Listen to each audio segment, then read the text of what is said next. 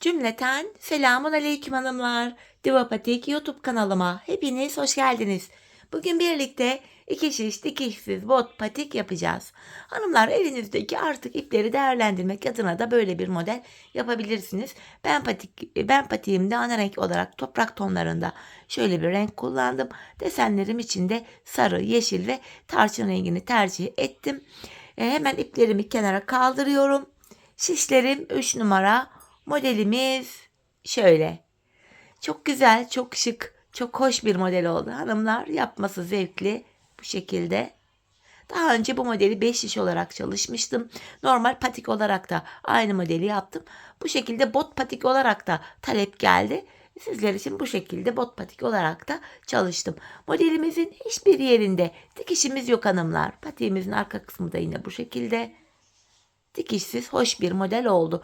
Bu patik benim elimin ölçülerine göre 37, 38 ve 39 numara ayaklar için uyumlu oldu. Daha büyük yapmak isteyenler şu ön bölümdeki desenimiz var. Bakın hanımlar, modellerimiz var. Buraya 2 model fazla yapabilir. Daha küçük yapmak isteyenler de buraya bir model eksiltebilir.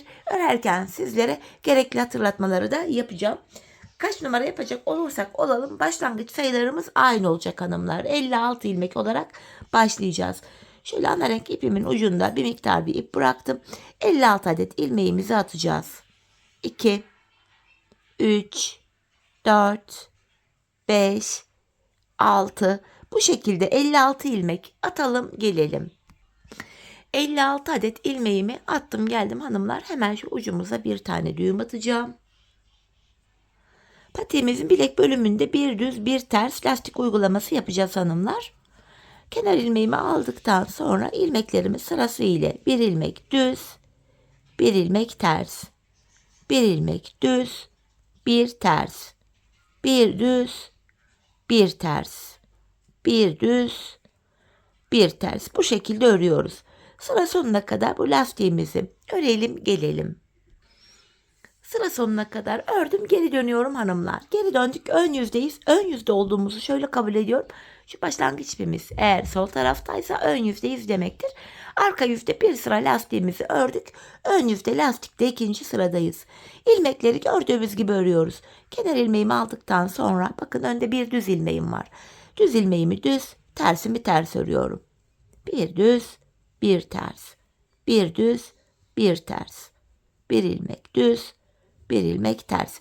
Bakın lastikte ikinci sıramız oluyor. Sıra sonuna kadar tamamlayacağız. Tekrar geri döneceğiz. Arka yüzde aynı işlemi yapacağız. Yani lastiğimizi öreceğiz. 3 sıra olacak. Ön yüzde devam edeceğiz. 4 sıra. Arka yüzde yine bir düz bir ters örmeye devam edeceğiz. 5. Bu şekilde toplam 15 sıra olana kadar öreceğiz. Yani ben şu patiğimin bilek bölümüne şuraya 15 sıra lastik ördüm. Dileyen 17 ya da 19 sırada örebilir. Dileyen daha bir böyle küçük patik tarzı yapmak istiyorum diyen varsa da 7-9 sıra kadar da yapabilir. Şimdi patiğimizin bu bilek bölümünü örelim gelelim hanımlar, ardından modelimize başlayacağız. Evet hanımlar, 15 sıra lastiğimi ördüm geldim. Şimdi ön yüzdeyim, modelimize başlayacağız. Bu modelimiz 6 sıradan oluşuyor hanımlar. Şimdi ön yüzdeyiz, modelimizde birinci sıramızı yapıyoruz.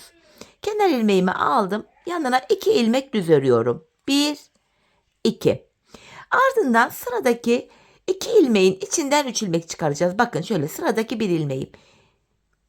Bu ilmeğimi örüyorum. İpimi şişime doladım. Aynı yerden 3. ilmeğimi çıkarttım. Bakın bir ilmekten 3 ilmek çıkarttım. Sıradaki ilmekten de yine aynı şekilde 3 ilmek çıkaracağız. Bir ilmek çıkarttım. İpimi şişime doladım. Aynı yerden 3. ilmeğimi çıkarttım. Bakın ard arda yan yana 2 ilmeğin içinden 3'er ilmek çıkarttık böyle. Aralara 4'er ilmek düz örüyorum. 3 ve 4. Tekrardan sıradaki 2 ilmeklerin içinden 3 ilmek çıkaracağız. Bir ilmek çıkarttım. İpimi şişime doladım. 3. ilmeği çıkarttım.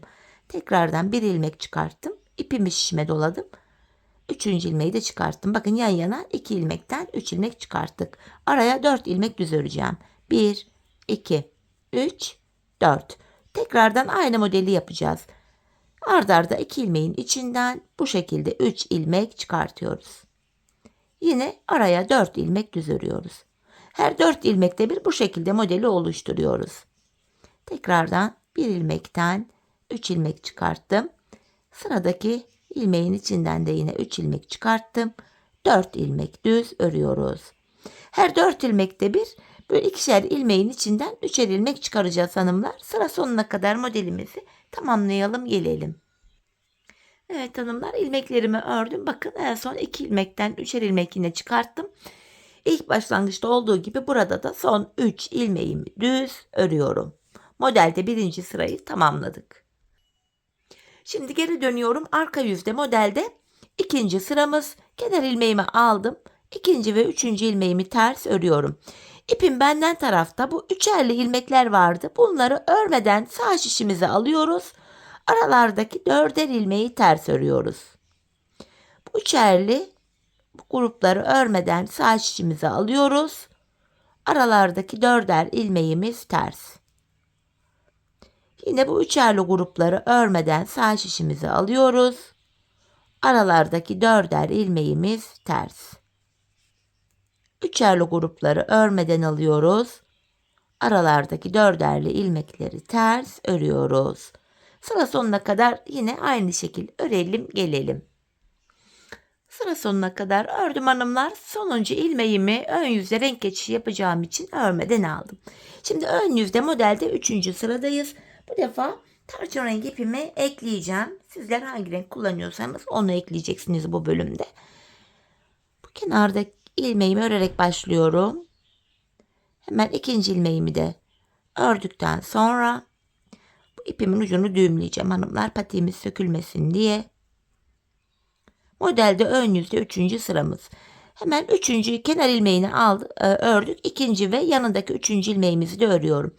Yine bu üçerli ilmeklerimizi, bakın bu defa ip arka yüzde karşıda yani. Bu üçerli ilmekleri örmeden alıyoruz. Yine aralardaki dörder ilmeği düz örüyoruz. Üçerli ilmekleri tekrar örmeden sağ şişimize alıyoruz. Aralardaki dörderli ilmeğimizi düz örüyoruz. Üçerli ilmekleri örmüyoruz. Bu dörderli ilmeklerimizi düz örüyoruz. Modelin ön yüzde 3. sırası da bu şekilde yapılıyor. Sıra sonuna kadar örelim gelelim. Sıra sonuna kadar ilmeklerimi ördüm geldim hanımlar. 3. sırayı tamamladık. Şimdi geri döndüm, arka yüzde 4. sıradayım. Kenar ilmeğimi aldıktan sonra bu tarçın rengi ilmeklerimi düz örüyorum. Tekrar ön yüze haroşa düşüyor. İpi arka yüze kendime doğru aldım. Bu üçerli ilmekleri yine örmeden sağ şişime alıyorum. Tarçın ilmeklerimi düz örüyorum. Bu üçerli ilmeklerimi örmeden sağ şişime alıyorum. Arka yüzde 4. sıramızda bu şekilde yapılıyor hanımlar. Şöyle. Sıra sonuna kadar örelim gelelim. Sıra sonuna kadar ördüm hanımlar. Şimdi geri dönüyorum, ön yüzdeyim. Yine diğer açık renkli ipimi alıyorum. Ön yüzde modelde 5. sıradayız. Modelimiz bu sıramızda şekillenecek hanımlar. Yapacağım işlemi de hemen anlatacağım. Şöyle renk geçişi olduğu için ilk ilmeğimi örerek başladım. Ardından hanımlar bakın, burada 2 tane tarçın rengi ilmeğim var önde. Bir de üçerli ilmeklerim var 2 grup halinde. Bu üçerli ilmeğin şöyle ilk üçlü grubu önden gelecek şekilde, bakın şu tarçınlar arkadan gelecek şekilde şöyle yer değiştiriyorum. Önce bu üçlü ilmeğimin üçünü bir keserek örüyorum. Ardından 2 tarçınımı örüyorum. Burada tarçın ipimi keseceğim artık. Tarçın ipimizi ön bölümleri yaparken, yani şu üst bölümleri yaparken tekrar ekleyeceğiz. Şöyle tarçın ipimin ucunu buraya düğümlüyorum. Evet. Şimdi bu ikinci tarçın ilmeğimi de hemen düz örüyorum. Ardından bakın bir üçlü ilmeğim var. Bir de solunda da 2 tarçın ilmeğim var. Bunları da yer değiştireceğiz. Bu üçlü ilmekler, açık renkli ilmekler hep önden gelecek şekilde. Tarçınlar arkadan gelecek şekilde. Bakın tekrar yer değiştirdim. Burada önce tarçın ilmeklerimi öreceğim hanımlar. Şöyle ipin ucunda gizleyerek getireyim. Önce 2 tarçınımı sırasıyla düz ördüm. Ardından bu üçlü ilmeğin üçünü bir kesiyorum. Bakın ilk modelimizi oluşturduk. Şimdi ikinci modeli yapacağız. Bakın 2 tarçın ilmek ve üçlü ilmeğim var. Bu üçlü ilmeği şöyle şişime alıyorum. Bu ilmek önden gelecek şekilde, tarçınlar arkadan gelecek şekilde yer değiştirdim. Üçlü ilmeğin üçünü bir kesiyorum. Ardından 2 tarçınımı düz ördüm. Şimdi burada üçlü ilmeğim Solunda da 2 tarçın var. 2 tarçın arkadan gelecek şekilde. Yine bu üçlü açık renkli ilmekler önden gelecek şekilde yer değiştirdim. Önce tarçın ilmeklerimi örüyorum. Ardından bu üçlü ilmeğimin üçünü bir keserek ördüm. İkinci modeli de oluşturduk. Modelimizi bu şekilde şekillendiriyoruz. Yine aynı şekilde modellerimi yapıyorum hanımlar. Bir burgu işlemi bir nevi buradaki. Bu üçlü ilmekler önden gelecek şekilde, diğer renkli ilmekler de arkadan gelecek şekilde yer değiştiriyoruz. Bu üçlü ilmeklerin üçünü bir keserek örüyoruz. Renkli ilmekleri de sırasıyla düz olarak örüyoruz. Bu şekilde. Üçüncü modeli de yaptık. Dördüncü modeli de yine aynı şekil kuruyoruz. Bu şekilde tarçın ilmeklerimi ördüm. Ardından soldaki 2 tarçına şişimi taktım. Bu üçlü ilmekler önde, tarçınlar arkada yer değiştirdim. Sırasıyla önce tarçınları, sonra da üçlü ilmeğin üçünü bir keserek örüyorum. Bu şekilde hanımlar. Buraya 4 modelimizi yaptık. Kalan modelimizi de aynı şekil yapalım, gelelim.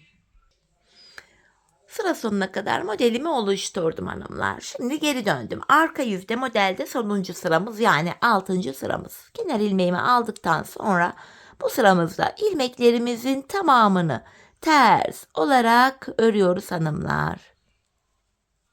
Bu şekilde sıra sonuna kadar ilmeklerimizi ters örelim, gelelim.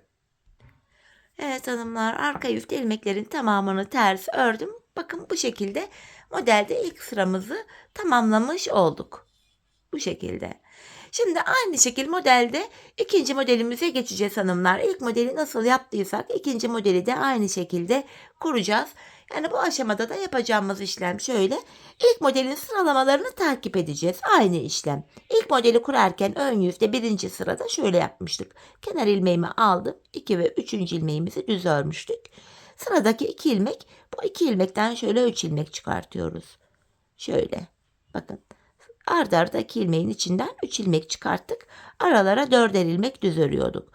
Her 4 ilmekte bir ilmeklerin içinden 3'er ilmek çıkartıyoruz. Ardından arka yüzde yine 4'er ilmekleri ters örüyoruz. 3'er ilmekleri örmeden alıyorduk. Ön yüzde 3. ve 4. sırada renkli ipleri ekliyoruz. Bu defa renkli iplerle haroşa oluşturuyoruz. Sonra ön yüzde 5. sırada modeli şekillendiriyoruz ve sonuncu sırada ilmekleri ters örüyoruz. Bu şekilde model devam edecek. Kafası karışan varsa da, ben modeli yapamam diyen varsa da ilk bir videoyu biraz geri alarak ilk modelin sıralamalarını takip ederek ikinci modeli de yapabilirsiniz. Bu bilek bölümüne toplamda hanımlar ben 3 model yaptım. Üçünde de farklı renk kullandım. İkinci modelde yeşil, üçüncüde sarı kullandım. Sizler iki renkli de uygulayabilirsiniz. Dilediğiniz kadar renkte kullanabilirsiniz. Şimdi bu bilek bölümüne toplamda 3 model yapalım. Ardından buluşalım. Evet hanımlar, toplamda 3 tane modelimi yaptım ve geldim. En son 3. modelimin 6. sırasını arka yüzde ördüm. Şimdi ön yüzdeyiz. Patiğimizin yan bölümleriyle orta bölümündeki ilmekleri ayıracağız. Patiğimizin bu bölümünde hanımlar misinalı şişlerle devam edebilirsiniz. Rahatlıkla örebilirsiniz. Fakat ben misinalı şiş kullanmakta zorlandığım için normal şöyle kısa yedek şişler kullanacağım. Dediğim gibi misinalı şişlerle de devam edilebilir. Hanımlar, patiğimizde toplam 56 ilmeğimiz vardı. Yanlara 18'er ilmek ayıracağız. Orta bölümü de 20 ilmek ile yapacağız. Öncelikle buradan 18 adet ilmeğimi örmeden şişime aktaracağım. 3, 4, 5, 6, 7, 8, 9, 10, 11, 12, 13, 14, 15, 16, 17, 18. 18 ilmek bu sağ kenara ayırdık. Bu orta kısım içinde 20 ilmek ayırıyorum. 1, 2, 3, 4, 5, 6, 7, 8, 9, 10, 11, 12, 13, 14, 15, 16, 17, 18, 19, 20. Şimdi 20 ilmek de buraya ayırdık. Ya da yedek işiniz yoksa da hanımlar bu kenar bölümlerine misinalı bir tığ yardımı ile bu ilmeklerin içinden ip geçirebilirsiniz. Bu şekilde ilmeklerin kaçmasını önlemiş olursunuz. Şu kenarda da 18 ilmek kaldı. Burada uzun şişim var. Elime takılmasın diye buradaki ilmekleri de şöyle kısa şişime aktaracağım. Sayarak gidelim. Siz de emin olun sayılardan. 5 oldu. 6, 7, 8, 9, 10, 11, 12, 13, 14, 15, 16, 17, 18. Şimdi 20 ilmek ile hanımlar orta kısımları öreceğiz. 20 ilmek ile orta kısmı öreceğiz. Yanlardaki 18'er ilmeğimiz şimdilik bekleyecek. İpimi şurada düğüm atacak kadar bırakıp keseceğim hanımlar. Orta bölümden başlayacağız. Şöyle bir miktar bırakıp kestim.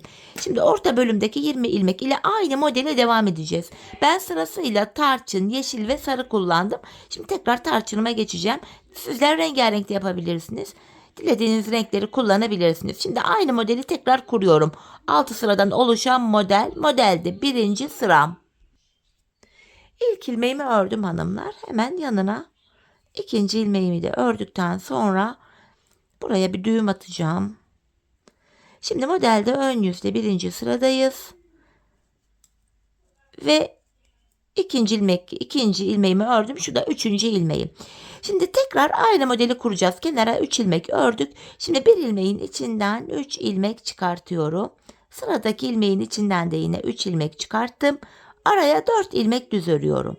3, 4. Tekrar sırasıyla öndeki 2 ilmeğin içinden şöyle 3'er ilmek çıkartıyoruz. Yine bu bilek bölümünde yaptığımız modelin aynısını buraya da kuruyoruz hanımlar.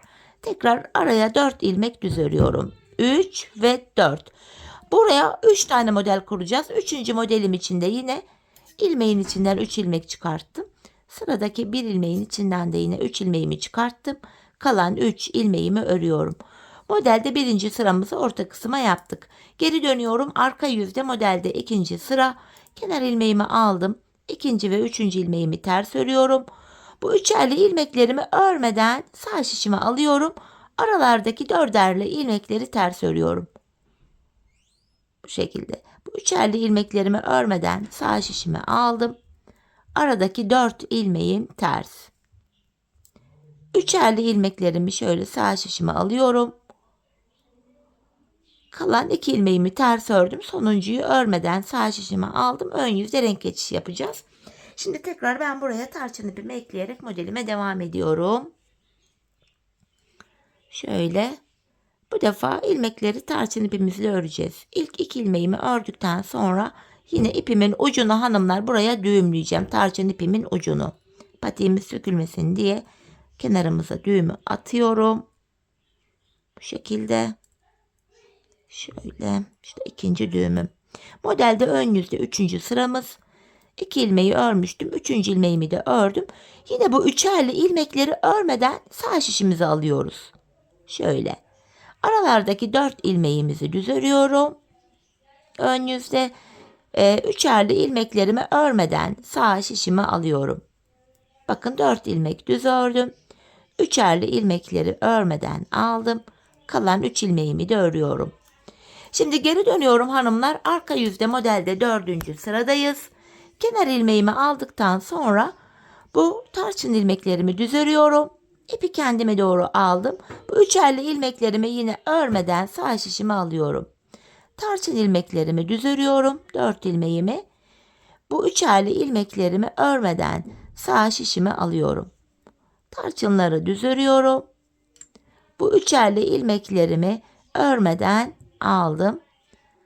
Burada da hanımlar 2 ilmeğimi ördüm. Ön yüzde renk geçişi yapacağım için yine sonuncu ilmeğimi örmedim.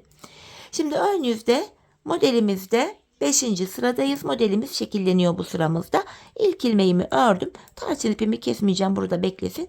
Bir diğer modelimde yine aynı ipi kullanacağım çünkü.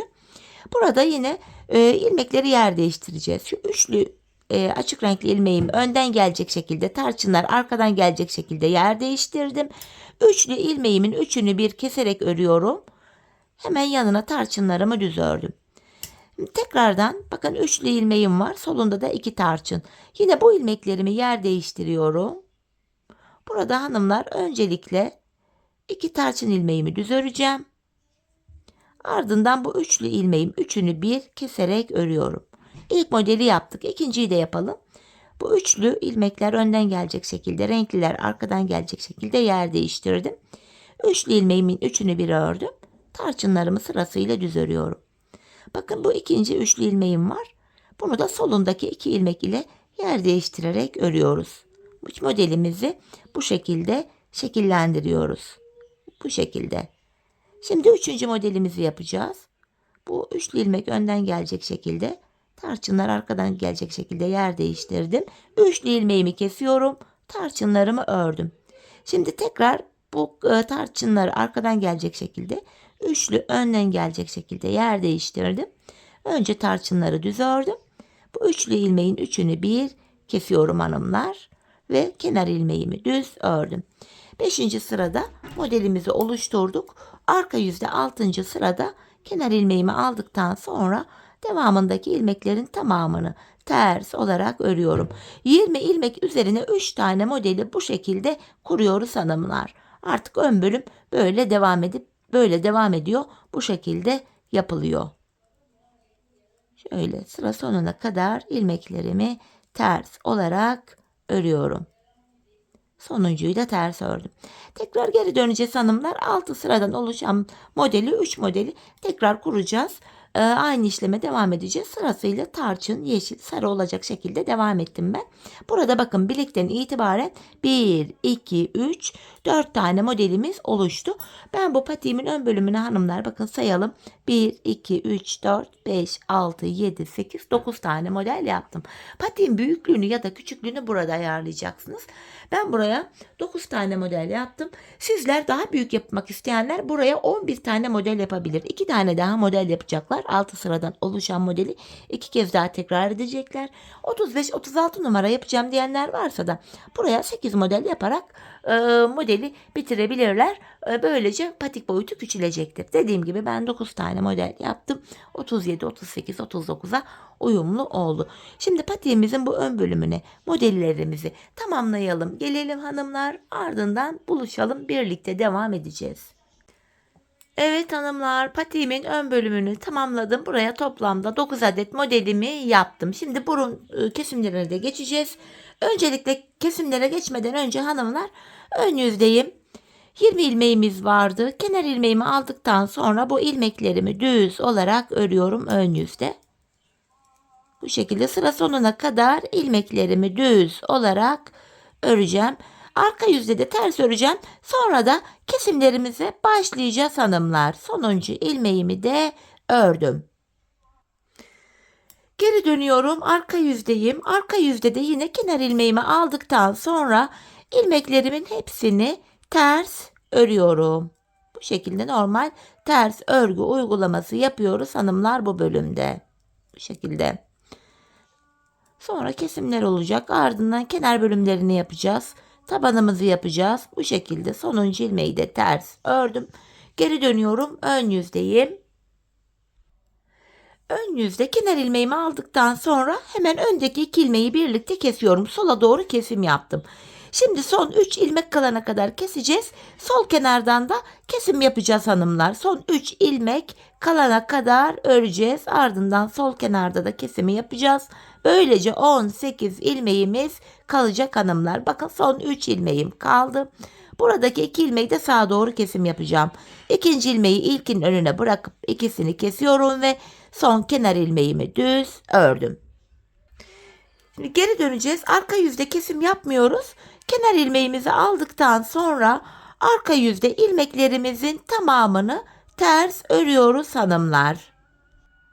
Bu şekilde sıra sonuna kadar ters olarak örüyorum ilmeklerimi. Böylece ilk kesimimizi yaptık. Tekrar geri döneceğiz. Ön yüzde yine kesimlerimize devam edeceğiz. Kenar ilmeğimi yine aldıktan sonra öndeki 2 ilmeğimi keserek örüyorum. Şimdi yine son 3 ilmeğimiz kalana kadar öreceğiz hanımlar. Son 3 ilmek kalana kadar. Bu şekilde. Bakın son 3 ilmek kaldı. Burada da sağa doğru kesimi yapıyorum. Öndeki 2 ilmeğimi kesiyorum ve kenar ilmeğimi düz örüyorum. 16 ilmeğimiz kaldı hanımlar bu şekilde. Şimdi tekrar geri döneceğiz. Arka yüzdeyiz. Arka yüzde yine kesme işlemi yok. Kenar ilmeğimizi aldıktan sonra ilmeklerimizi ters olarak örüyoruz. 16 ilmeğimiz kaldı böylece.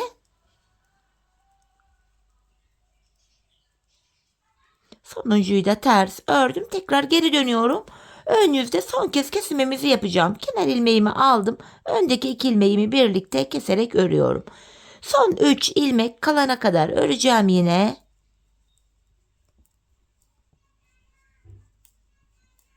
Bu defa da şu öndeki 2 ilmeğimi aldım. Sağa doğru kesimimi yaptım ve kenar ilmeğimi örüyorum. 14 ilmek kaldı. 4, 8, 12, 14.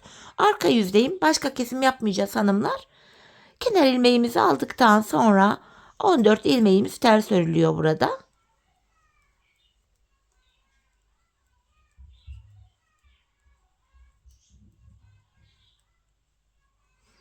Tekrar geri döndük. Şimdi burun kısmındaki kesimlerimizi yaptık hanımlar.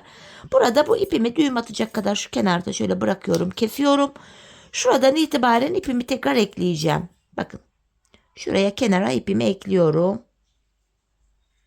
Düğümledim.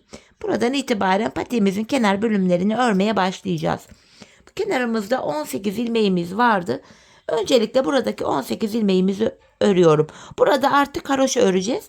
Ben örgümüzün hem ön hem arka yüzünde düz örgü örerek haroşalarımı elde ediyorum. Öncelikle buradaki 18 ilmeğimi düz örüyorum.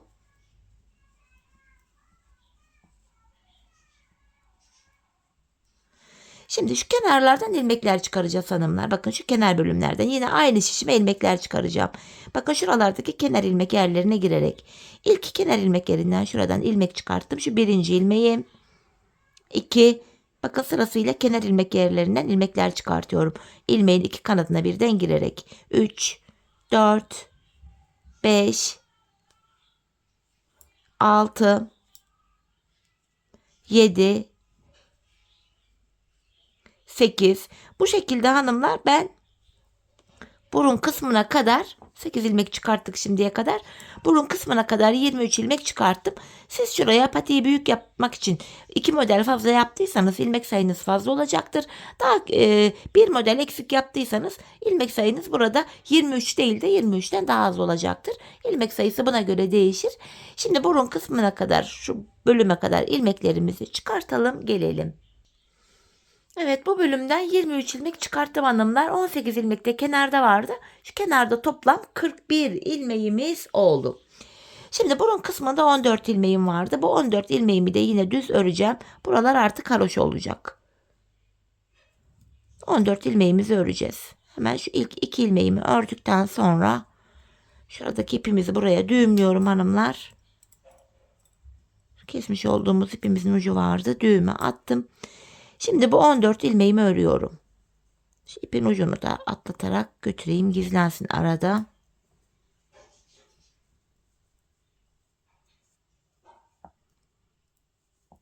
Evet. 14 ilmeğimi ördüm. Şimdi diğer taraftan da yine ilmekler çıkaracağız. Şu kenardan 23 ilmek çıkartmıştım. Buradan da yine aynı sayıda ilmekleri çıkartacağım. Bakın. Sırasıyla kenar ilmek yerlerine girerek ilmeklerimi çıkartıyorum. 3 ilmek oldu. 4, 5, 6, 7, 8, 9, 10. Bu şekilde buraya kadar 23 ilmek çıkaracağım.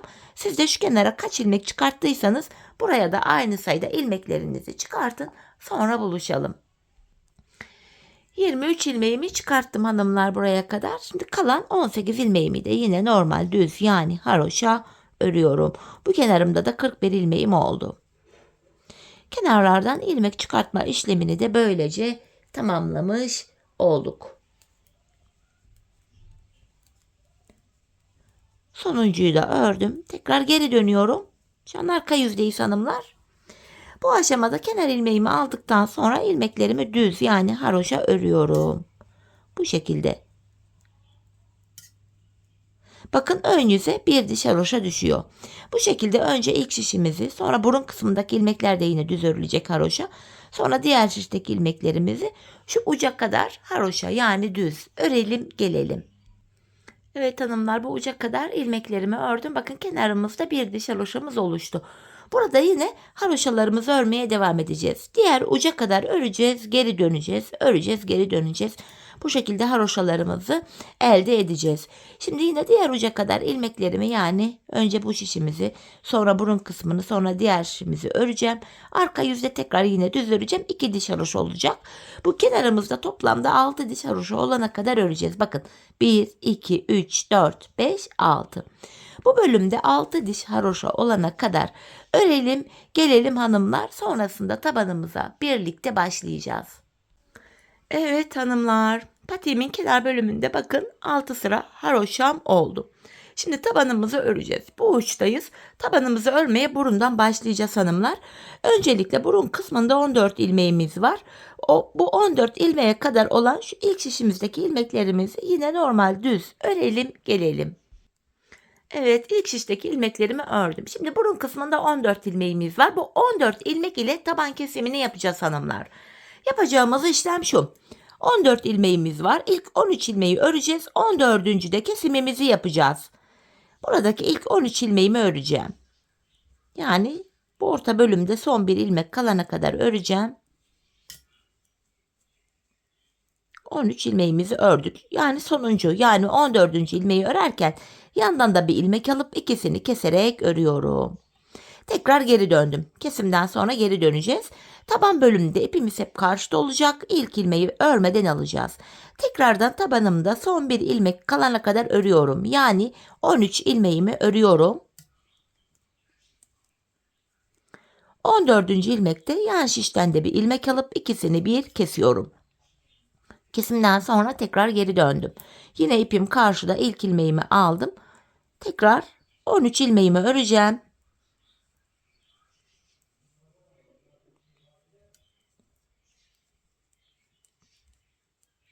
Bu 14. ilmekte yan taraftan da bir ilmek alıp ikisini kesiyorum. Tekrar kesimden sonra geri döndüm. Yine ipim karşıda, ilk ilmeğimi örmeden alıyorum. Aynı işlemi yapacağız hanımlar. 13 ilmek öreceğiz. 14. de kesimi yapacağız. Tabanımız 14 ilmek ile bu şekilde kesiliyor. Şu 14. ilmeği örerken yan şişten de bir ilmek aldım. İkisini bir kesiyorum. Bu şekilde. Hanımlar, biz bu kesme işlemine sağ ve sol şişimizde kenarlarda 5'er ilmek kalana kadar devam edeceğiz. Uçlarda 5'er ilmek kalacak. Bu şekilde patiğimizin tabanını 14 ilmek olarak örelim, gelelim. Evet hanımlar, yanlarda 5'er ilmeğim kalana kadar tabanımı ördüm, geldim. Şimdi tekrar kesimler yapacağız. Yine ipim karşıda hanımlar, ilk ilmeğimi örmeden alıyorum. Bu defa şu tabanımızda son 2 ilmek kalana kadar öreceğiz. Yani şurada. İlmeklerimi yine örüyorum.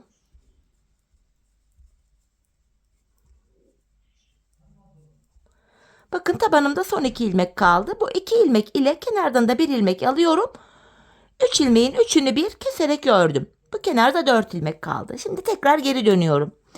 Yine şu tabanda son 2 ilmek kalana kadar öreceğiz hanımlar. İpim karşıda, ilk ilmeğimi örmeden aldım. Tabanımda son 2 ilmeğim kalana kadar örüyorum. Bakın bu 2 ilmek ile kenardan da bir ilmek aldım. 3'ünü bir keserek ördüm. Tekrar geri dönüyorum.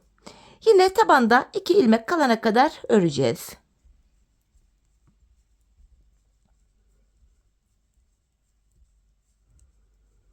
Bu 2 ilmek ile kenardan da bir ilmek alıyorum. 3'ünü bir kestim. Şurada 3 ilmeğimiz kaldı. Tekrar geri döndüm. Yine ip karşıda, ilk ilmeğimi örmeden aldım. Tabanda tekrar 2 ilmeğim kalana kadar örüyorum. Bu 2 ilmek ile kenardan da bir ilmek aldım. 3'ünü bir kestim. Yanlarda 3'er ilmeğimiz kaldı. Yine ipim karşıda, ilk ilmeğimi örmeden aldım. Tabanda 2 kalana kadar yine örüyorum. Bu 2 ilmek ile kenardan da bir ilmek aldım. 3'ünü bir kesiyorum. Topuk kısmında oval bir görüntü oluşuyor böylece. Tekrar geri döndüm yine. İlk ilmeğimi aldıktan sonra yine tabanda 2 kalana kadar örüyoruz. Bu 2 ilmek ile kenardan da bir ilmek aldım. 3'ünü bir keserek ördüm. Tekrar geri dönüyorum. Yine tabanda 2 kalana kadar örüyorum. Bu 2 ilmek ile yandan da bir ilmek aldım. 3'ünü bir ördüm. Tekrar geri dönüyorum hanımlar. Bu kenarda bir ilmeğimiz kaldı. Yine ip karşıda, ilkini örmeden aldım. Tabanda 2 kalana kadar yine ördüm. Bu 2 ilmek ile kenardan da bir alıp üçünü bir kestim. Tekrar geri dönüyorum. Yine ilk ilmeğimi aldıktan sonra tabanda 2 kalana kadar ördüm. Bu 2 ilmek ile kenardaki bir ilmeği de alarak üçünü bir kesiyorum.